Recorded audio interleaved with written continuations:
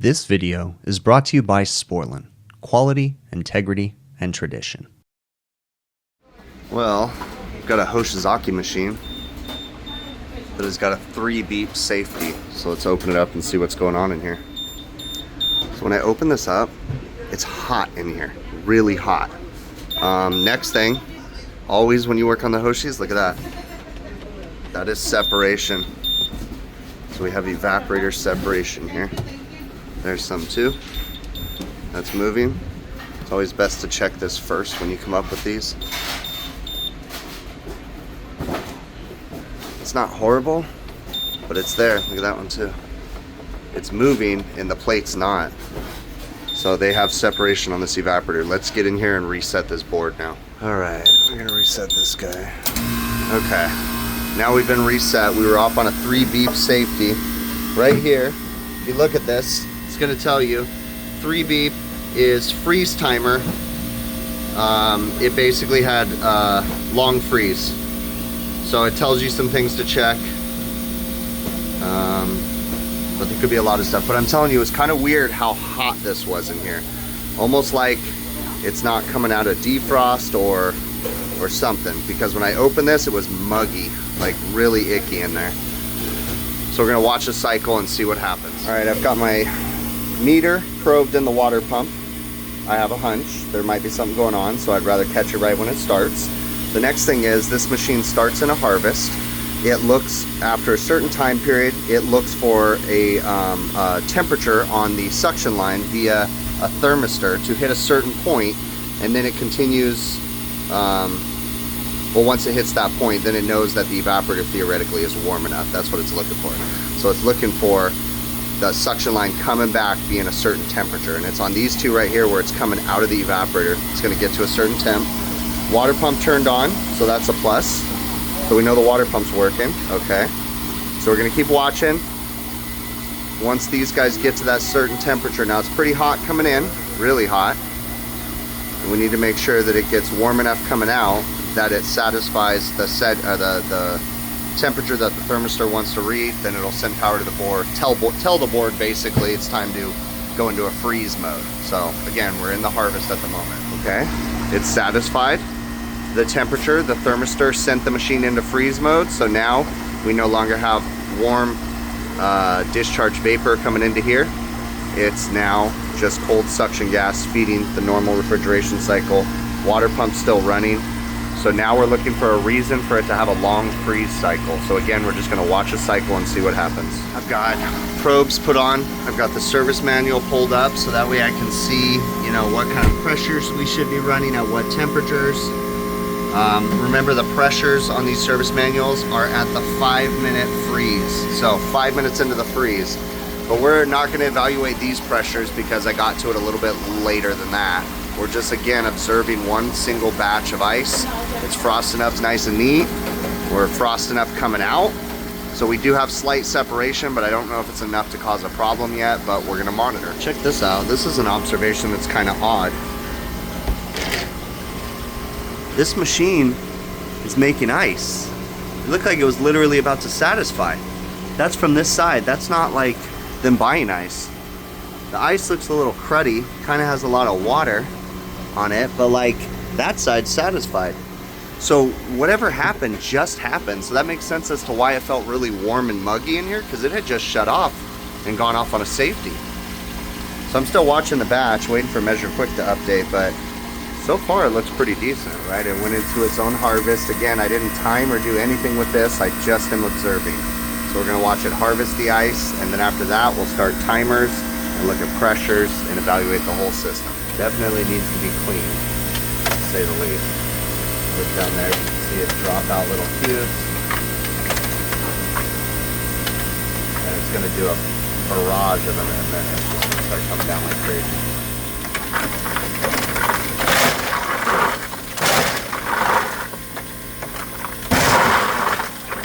All right, we just went into a freeze cycle. It's done harvesting. Everything seems to be okay. I turned a timer on. At the 5-minute mark, we're gonna evaluate our system pressures. You can see right here, head pressure, suction pressure, 70 degrees outside or below. So we should run 217 and 48.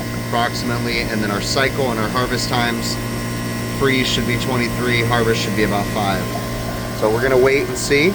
I'm gonna pull up my measure quick here, if I can figure this out. There we go. And now we have measure quick, and we can see our refrigerant pressure, so we can compare them. I'm intrigued by this one because it just shut off, and it's not seeming too crazy yet, so we're gonna watch and see what happens. All right, if you read this chart, it says suction pressure at 70 degrees water temp Fahrenheit, okay, or ambient temp, 70 degrees or below, all right, because the head pressure control valve is going to be trying to simulate 70 degrees, so that's why that's the last one they give you. Approximately, we should have a head pressure at 217 and a suction pressure of 48. Currently, right now, we're at a little low on the head pressure and a little low on the suction pressure. I'd say it's probably about 50 degrees outside right now, so we are definitely a little low, but not horrible, but definitely a little bit low, okay? So those are things we need to consider. Now we're going to watch the rest of the cycle, and we're going to time it. Again, I've got a timer running, and we're going to time the cycle. When I hit the harvest, we're going to hit lap, and then it'll give you a time for the harvest cycle, or for the freeze cycle. And then when the harvest is done, you hit lap again, and then you hit stop, and it'll give you the exact freeze time and the exact harvest time, and you can compare that to the book too. Again, just observing. But right now, I mean, it's a little bit low on head pressure, but nothing like crazy that scares me. So I'm intrigued. You've got a double condenser here. The question is, which one is it? Well, only one machine should be running. This is the one that's satisfied. This is the one in question. So we're gonna open it up and just kind of get our hands on the head pressure control valve to see if it's actually bypassing. All right, this head pressure control valve, we have got a hot discharge line. This is discharge right here. You can see DIS, okay? Discharge comes up, right? It goes into here, and it can go into the condenser, it will, but it also tees and goes to this valve and sits and waits. If the head pressure drops below the bypass pressure on the valve, which, let's get in here, there might be wind noise, I don't know, it's 190 PSI. If the head pressure drops below 190 PSI, then the valve starts to bypass, and it actually backs up refrigerant into the condenser. It starts to open and slowly close coming out of the condenser, and it throttles it down, and it backs liquid up in there to simulate a really warm day. So right now, I've got hot discharge line coming in. Okay, I've got a cold liquid drain coming out of the bottom of the condenser, and I have a warm liquid line going downstairs. So we are partially bypassing at this valve. Now, it's not completely open because this, I can't hold it any longer, and this, I can hold it all day long. So we're not completely open, but we are bypassing. I'm a little concerned though that it should be open a little bit more. But we're gonna monitor a little bit longer and see what's going on. Things that can cause head pressure control valves to not operate properly is usually they're gummed up with gunk, the screens in them get plugged up. But the other thing is if the system doesn't have the right amount of refrigerant, because like I said, it starts to throttle closed the liquid drain coming out of the condenser, and it backs liquid up into the condenser to simulate a warmer day. Well, it needs extra refrigerant for that. We call it the flooded charge or the winter charge. If the system is low on refrigerant, which Hoshizakis always are, because they always leak at these quick connect fittings, that leads to problems and can lead to issues where it would have a long freeze cycle. But again, I'm not jumping to conclusions yet. I'm just keeping busy while I'm waiting for the machine to make ice so I can observe what's going on and how long it's taking. Now what's interesting is that should be throttling down because the bypass pressure is about 190, but it's not perfect. So I'm not going to say the valve's bad just because it's 193, but it should be closing that valve at the moment. But the liquid line one right here is our liquid drain. That's coming out the bottom of the condenser. That should be the same temp as the line coming out the bottom of the head pressure control valve going to what is the liquid line down here at the ice machine TXV. And they're not the same, indicating that it is bypassing. So this is the liquid temperature coming to the expansion valve, and it's being influenced by the discharge gas because we are throttling the valve closed, backing up the refrigerant in the condenser, and it's kind of dumping some discharge gas right on top of that liquid line. Now, for all this to work, you got to have the proper charge, because you can't dump vapor and send it to an expansion valve. It won't work right. So there has to be a storage of liquid refrigerant sitting in this, so that way the discharge gas just dumps on it and continues to push liquid refrigerant to the expansion. We just went into a harvest, so I hit lap. So now we know my freeze time was 25 minutes. Now let's see what my harvest time is. And then we're just watching everything. I can see the pressures right here. So interesting, as our head pressure is dropping, because we're taking the hot gas valves and opening them to help harvest this, head pressure is dropping pretty low.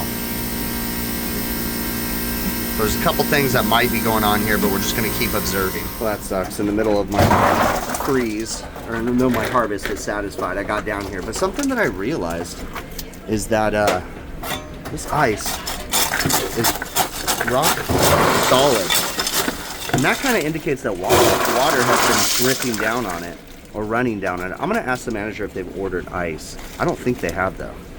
But if water's pouring out of the machine, it'll cause it to freeze and clump up like it is. All right, I started another freeze. Now, I suspect that we are low on charge. That is my initial thing. So I've got to follow a bunch of red tape and cut through some stuff to get approval to do what I think I need to do. Inevitably, I want to recover the charge out of this machine. For now, what we're going to do is we're going to put a little refrigerant in it. We're going to put about 4 pounds, and we're going to see how it reacts. And actually, if you read inside the Hoshi book, it tells you if you suspect a charge issue, I believe it says to start in 4 or 5 pound increments and slowly proceed from there. So we're going to put a little refrigerant in this guy, and we're definitely coming back to recover the charge to verify for sure. Now, if we put refrigerant in it, and then when we come back, if it's 4 pounds overcharged, then we know that wasn't the case. But I suspect that is the case, because everything else, I mean, besides the evaporator having some slight separation, everything else is working, you know, kinda okay. So we're gonna let it drip dry real quick, turn this off, and I'm gonna look at this evaporator one more time to see one more thing. All right, this goes to show you can't just assume. So we come down here, and look at this. We have major plate separation. It's just not minor. So yeah, there's nothing else we could do. I'm not gonna proceed any further. They need a new evaporator. They're not gonna make ice. That's gonna affect everything. That's gonna make our pressures wonky. Look at that, the whole evaporator has massive plate separation. So basically this piece that I'm pushing on should be soldered to the copper, the refrigerant lines, and it's not. We have massive plate separation all over the place. So there's nothing else I can do for this machine. I'm gonna go into the, well, there's one more thing. I'm gonna go into the circuit board, and we're gonna increase the freeze time and make it the max freeze time. We're gonna turn it on and tell them to keep an eye on it, but we've got to change that evaporator before we proceed any further. So that's why you can't just, you know, you got to keep looking at things, and it's okay to like think something. Like I thought maybe it was low on gas, but I was like, you know what, I better check that, because we did have mild separation here, and it led to massive separation inside. So that, even if it is low on charge, I can't really proceed any further. I can't troubleshoot any further with that plate separation. All right, I got in here, I got into the settings, and I verified the dip switches are set for max freeze. 9 and 10 are on, so there should be a 75-minute max freeze, I believe, if I understood that correctly, because it says it right here. Dip switch, S4, 9 and 10 on, and that's the way this one is. So it has maximum freeze time. So yeah, there's not really anything else I could do about this. It's not freezing up, it just had a long freeze cycle. And like I said, it may be low on gas too, but there's nothing else I could really do with a messed up evaporator like that. It's gonna skew everything. This is their other machine. Oh yeah, you've got plate separation there too. Both of them. So this one's not off on a safety yet, but oh yeah, this thing's bad. Yeah, I'm not even gonna open the machine up. It's still making ice. It's actually a little overfilled, but it shut off. So they need 2 new evaporators. Fun stuff, right? So that goes to show that, you know, what you think is minor plate separation could be a lot worse on the inside. So you guys kind of got to see my thought process, and this is pretty typical of the way that I approach things. You know, my brain, I think, works a little bit differently. I think the term is neurodivergent. It's an interesting thing I've been researching lately, and it's just, it's interesting to see that. But regardless, I walk up, and, you know, and you guys can kind of see a little bit too, if I wasn't filming, I'd still be talking to myself in the same way. I literally talk to myself when I'm working. And so I just work through these steps, you know. I walk up and you're seeing me, okay, first thing I do is check the evaporators. There's mild plate separation, but doesn't seem too bad. So I just watch the machine make ice. Just watch it. Just see what happens and start logically thinking about little things. Now, I'll tell you, if you guys watch this and you saw my conclusion, I think there's something else going on with this machine. It's still kind of odd that it shut off in the way that it did, but I can't really troubleshoot any further because everything's being skewed by the fact that there's plate separation with that evaporator. So I'm going to give the quote to the customer and say, hey, we need to change this evaporator. In my evaporator quote, because I think the evaporator will still be under warranty, but I'm still going to have a lot of materials and labor and stuff. But in my quote, I'll change all the vinyl tubing and everything in there too, right? That was all just, you know, had the black spots and everything on it. So we'll push that through. We'll change the dryer, put all new refrigerant in the system. But I don't doubt that there's going to be something else wrong. So I'll put in there that we need to replace this evaporator plate before we can proceed any further with troubleshooting, right? Give myself an out because I still think there's something else going on with this, but there's just so many variables that happen when you have plate separation. But the plate separation definitely could be leading to the lower evaporator pressure, the lower head pressure. It could be affecting that. It could also be low on charge. So there's a lot of variables that go into this. So I'm not just going to give the customer a one-stop, put the evaporator in and you'll be good to go. Heck no, I'm not going to say that because I don't doubt there's something else going on. This also goes to show you that even with mild plate separation, you can still produce ice and you can still not go off on a safety, as the left machine isn't off on a safety yet, right? So I just take it one step at a time. I'm not an expert. I'm never going to claim to be like the best person ever. I'm not, right? I just show you guys the way that I troubleshoot. You can get something good from it. You can get something bad from it. And you guys choose to use whatever you want to use from my weird brain logic or whatever that is. I really appreciate you guys making it to the end of the video as usual. Thank you so very much. If you're interested in supporting the channel, there's a couple different ways you can do so, but the easiest way is simply just watch these videos from beginning to end. That really is the easiest way. You can also go to my website, hvacrvideos.com. We have merchandise available on there. We're currently closing out a bunch of different stuff. So we've got hooded zip-up hoodies, like discounted to below cost. We're trying to move those out. Great, really high quality sweaters, nice stuff, but we just have chose to not do the hoodies anymore. So we're going to eliminate those from the website. So while supplies last, I think they're like $25 or something like that, somewhere close to $25 within the United States, and that's including shipping. If you're in Canada, there still is that crazy shipping fee because Canada, come on, you guys, it's just insane to ship something up there. But yeah, help to support the channel. Again, hvacrvideos.com. You can also support the channel via PayPal, Patreon, and YouTube channel memberships. There's links in the show notes of this video for that. And last but not least, you can go to TrueTechTools.com. If you go to TrueTechTools.com and use my offer code BIGPICTURE, one word, at checkout on majority of the items on their website, you'll get an 8% discount, and then I get a small commission. It doesn't apply to everything on their website because there's a few things that they're not allowed to give discounts on, but for the most part, if you use the offer code BIGPICTURE at checkout, you'll get an 8% discount, and again, I get a small commission from that, so that's just another great way to help support the channel. And you know what, True Tech Tools, they really are great people over there. Really, really nice people. So help to support a nice small business. All right. I really appreciate you guys making it to the end. Thank you so very much. And we will catch you on the next one.